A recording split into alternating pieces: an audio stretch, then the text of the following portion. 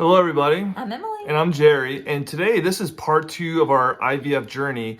And today, we're going to be talking about some of the things that we changed in our day-to-day lives in preparation for our IVF journey. All right, so let's get to it. So you became quite the expert on this. So why don't you start? All right, I did. So yes, as all of us who are going through the IVF journey, you immediately start Googling and looking up, like, what can I do to make my chances more successful? And what can I do to be healthier and have a healthy baby and all those things. And the first thing that I found that probably changed my whole perspective was this book. It Starts with the Egg. This book was a major game changer in how we started kind of changing everything within our home and our day-to-day lives. So what did you learn in that book that we started changing here at home to prepare us for the IVF journey? So one of the first things that we did was we cut out all plastic Tupperware in our house. We quit using any kind of plastic thing to store food. I cut out if we had leftover plastic forks or something from a function, we quit using those. We went straight to glass or stainless steel products. So if you do a little research, and I had no idea about this, you start realizing that the plastics that everything is contained in, and just all plastics in general, can really start messing with the endocrine system and the reproductive and all of your fertility stuff. So we cut all of it out probably April or May, I think, before beginning our journey in July. And so, and it's crazy how much plastics possibly can have an effect on these things. And at the point that we were at is anything we can do that are supposedly, or it was truly was scientifically based in this book, to help our odds, we were going to make the changes. Yes. Okay, so besides trying to remove as much kind of plastics in our lives as we could, what else did we do?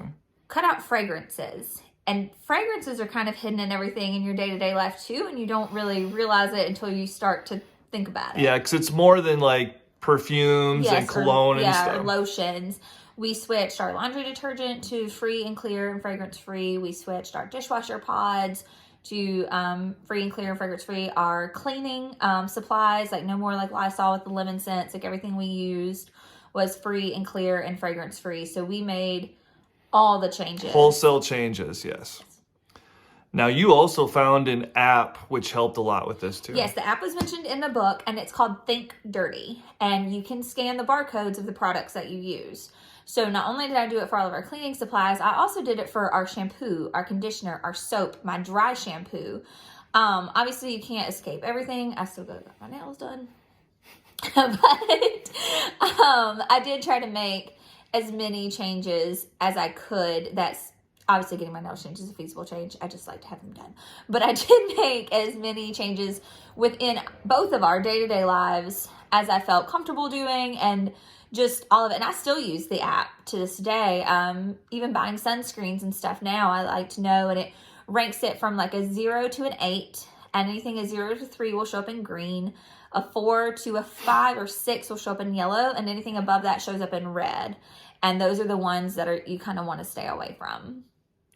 So like Emily just said, we made a bunch of changes in our home and things we were using to help prepare us before we really started doing anything with We also made some pretty big changes to our diet, which is talked about within the book too. I started trying to make more fish at home, so things like salmon, more fresh vegetables, trying to steer away from frozen or even canned vegetables. While we all think that they're okay, it kind of goes into some detail in the book about canned vegetables and how they still go through plastics and the lining that's in the cans and things like that. So it was foods, fragrances, products, everything that we could think of, we made really big changes with, and still try to stick to most of them now, even with being pregnant, just to maintain a healthy pregnancy and lifestyle. Because when you get started with this, the egg retrieval and the amount of eggs is huge. Super important. It's super important. You want to have as high as number as you possibly can.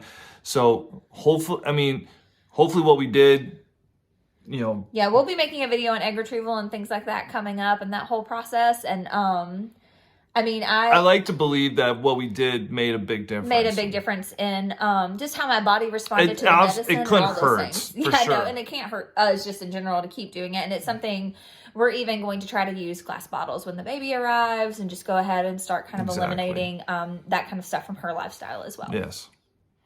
All right, so this is a pretty big and important topic. So if you have any questions, leave them down. About any products that we started to use or anything like that, we will be super happy to share. Yes. Again, I don't know that it made a difference, but I do like to believe that it made us healthier and that it did make a difference. So next video we'll have coming up, part 3, we'll be getting into all the shots. Oh boy. Is it a lot of shots and a lot of needles? Big needles. Yeah, the last couple ones are big needles. Oh yeah. So that'll be part 3. So like I said, if you have any questions, please let us know. We'd love to be able to help anyone who's going through this. So Bye, y'all. Bye.